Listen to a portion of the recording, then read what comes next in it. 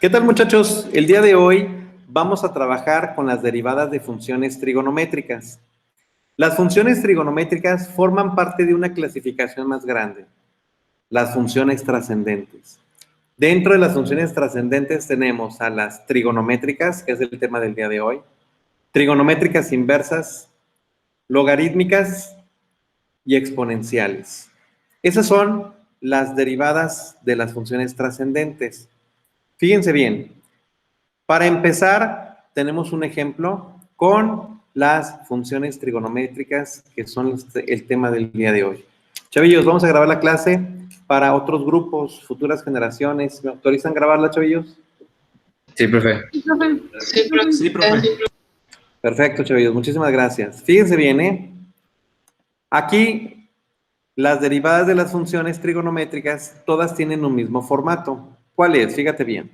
Para empezar, todas ya tienen establecidas que cuando yo quiero sacar la derivada, por ejemplo, de una función seno, ya todas tienen establecido que van a hacer un cambio, por ejemplo, a coseno, la derivada de coseno a menos seno, la derivada de una tangente a secante cuadrada, la derivada de cotangente a menos cosecante cuadrada, derivada de secante, secante por tangente, y derivada de una cosecante menos cosecante por cotangente. Esas fórmulas ya están establecidas.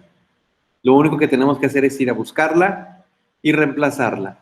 ¿Pero qué es en lo que se parecen todas? Bueno, si se fijan en este angulito V que yo tengo aquí, se vuelve a repetir exactamente igual acá de este lado. El ángulo, que en este caso ahora sí viene siendo nuestra variable, viene siendo exactamente la misma, chavillos. Y aquí adelante lo vamos a multiplicar por la derivada de la variable. Y si se fijan, todas tienen el mismo formato. Por ejemplo, aquí es el coseno de V. Bueno, coseno de la variable. Y esta variable se escribe exactamente igual de este lado. Y la voy a multiplicar por la derivada de mi variable. Y si se fijan y si observamos, todas guardan la misma estructura. Las variables se escriben exactamente igual, que en este caso son los ángulos, y a un ladito tengo que multiplicarla por la derivada de la variable. Por ello, chavillos, vamos a hacer nuestro primer ejemplo guardando esta misma estructura. Si mi función y es igual a seno de 5x cuadrada, y si yo quiero sacar la derivada, chavillos, ¿cómo sería? Del lado izquierdo, si saco la derivada, también lo tengo que hacer del lado derecho. En este caso, voy a escribirlo en forma de división, chavillos, solamente para representar la derivada. Entonces tendríamos aquí una división y sería derivada con respecto a x de quién? De seno de 5x cuadrada, chavillos. Por eso esto lo voy a colocar dentro de un paréntesis porque viene siendo de toda mi función. Y aquí lo escribo. Ahora, tengo que buscar la fórmula que se parece a la derivada de un seno. Si se fijan, la derivada de seno es esto que tenemos acá. Y lo que voy a hacer es interpretar la fórmula.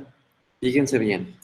¿Cómo interpreto la fórmula, chavillos? Bueno, si me dice que yo quiero sacar la derivada del seno de una variable, voy a cambiarla por un coseno, chavillos. Ah, ok, entonces la derivada, ¿cómo sería?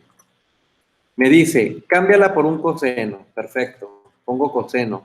Y luego, si aquí el ángulo que tú tienes es, en este caso, 5x cuadrada, vas a volver a escribir el mismo ángulo. Por eso este 5x cuadrada lo vuelvo a escribir aquí. ¿Estamos de acuerdo, chavillos? Y luego, perfecto, muchas gracias. Y luego me dice, deriva la variable. Ah, ok. Si voy a derivar entonces la variable viene siendo mi ángulo. Y en este caso sería 5x cuadrada, chavillos.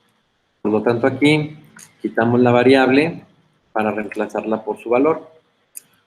Y chavillos, esta sería la representación de la fórmula. Esto lo voy a dejar en un paréntesis,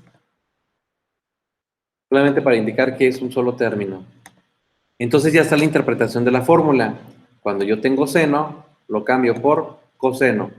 Vuelvo a escribir el mismo ángulo, 5x cuadrada, pero después lo multiplico por la derivada del ángulo, que en este caso es mi variable. ¿Vamos claros hasta aquí, chavillos, con el ejercicio? Sí, profe. Sí, profe. Ok, perfecto, chavillos.